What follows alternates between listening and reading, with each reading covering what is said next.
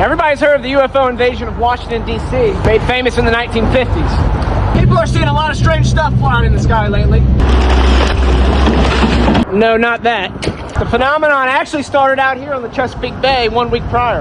On July 14th, 1952, two Pan American pilots, Bill Nash and Bill Fortenberry, everybody was named Bill back in the 1950s, were flying south over the Chesapeake headed towards Florida. Right about when they crossed over into the Virginia part of the Chesapeake, their DC aircraft was overtaken by an echelon of 8 unidentified flying objects. The two pilots described these objects as moving right past them, stopping in midair, doing multiple flips and turns, and then disappeared from view.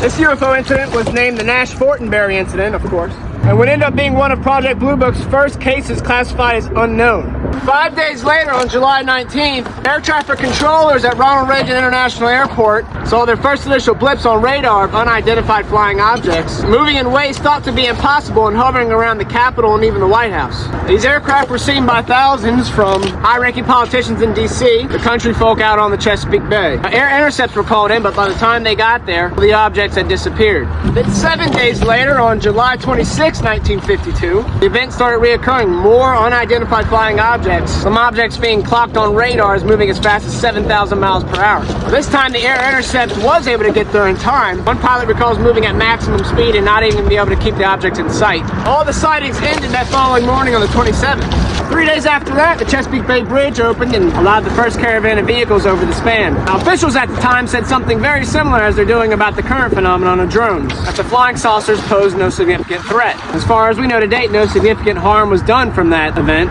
Since those events over the Bay in D.C. in the 50s, Maryland has had recorded over 2,000 different UFO sightings.